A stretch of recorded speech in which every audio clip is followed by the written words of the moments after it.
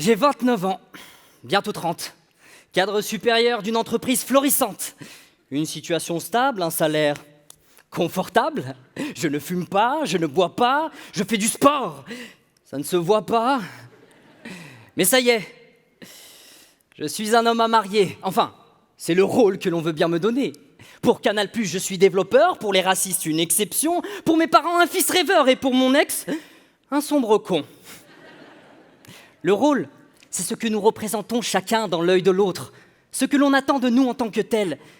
Mais n'avez-vous jamais eu l'impression d'être l'acteur d'un mauvais film, au scénario prévisible, tout au plus un figurant, envieux d'un rôle de premier plan? Changer de rôle, c'est l'occasion de reprendre le contrôle de sa vie. Alors pourquoi attendre pour devenir ce que l'on veut être?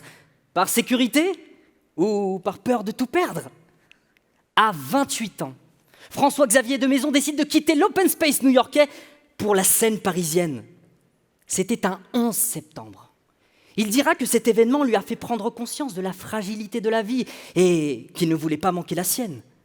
C'était un risque à prendre, renoncer à un confort financier, une carrière bien lancée, mais s'il n'avait pas fait ce choix, à ce moment-là, que se serait-il passé?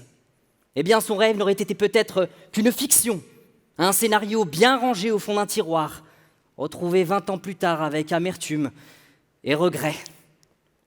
Changer de rôle, c'est aussi l'occasion de changer de vie, de vivre plusieurs vies, comme Jarod ou Bernard Tapie.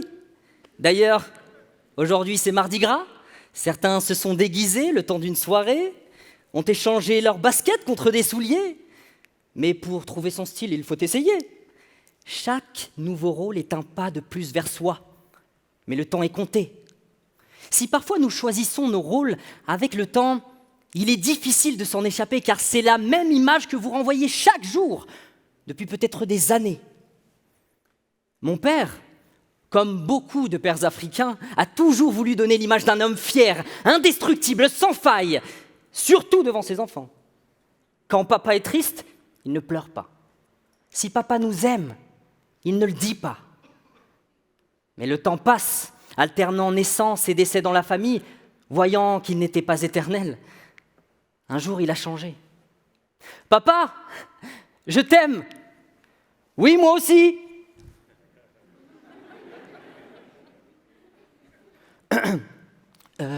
Qui êtes-vous, monsieur?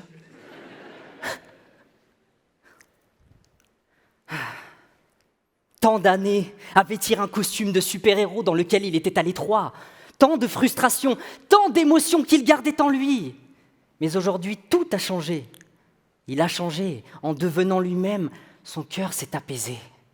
Alors moi aussi, j'ai voulu me chercher, puis je me suis souvenu. Petit, j'adorais l'informatique, mais ce que j'aimais par-dessus tout, c'était faire rire les gens, être le centre de l'attention. Depuis la primaire, pour un bon mot, j'étais prêt à tuer père et mère. Devant toute la classe de CE1, la maîtresse m'avait même donné un surnom. Samy, la pipelette. Le respect avait pris perpète. Puis un jour, dans la cour de récré, une fille pleurait dans les bras de son amie, j'ai murmuré « Ça va ?» Elle a ri. J'ai alors compris qui j'étais. Aujourd'hui, derrière mon écran, je corrige des bugs par 6. Mais devant mon miroir, je vois toujours un artiste. Laisser passer ce rêve serait comme manquer mon train un jour de grève. On annonce sur le quai « un train sur 3 ». Mais on ne sait jamais réellement quand le prochain arrivera, peut-être jamais. Et nous sommes nombreux à nous impatienter. Durant ma jeune existence, j'ai longtemps laissé passer le même train. Observant les autres passagers, me laisser seul sur ce quai. Mais un jour, je décide à mon tour d'emprunter cette voie. C'était un vendredi. Pour participer au concours d'éloquence Vivendi, il me fallait envoyer une candidature avant midi. Il est 12h36. Le mail est enfin envoyé, mais je suis en retard. J'entends les portes se fermer. Je cours, paniqué, mais par chance, j'arrive tout juste à entrer. Juste à temps. J'ai 29 ans, bientôt 30, cadre supérieur d'une entreprise florissante. Et si ce chemin m'a conduit devant vous ce soir un mardi, c'est pour peut-être enfin jouer le rôle de ma vie. Merci.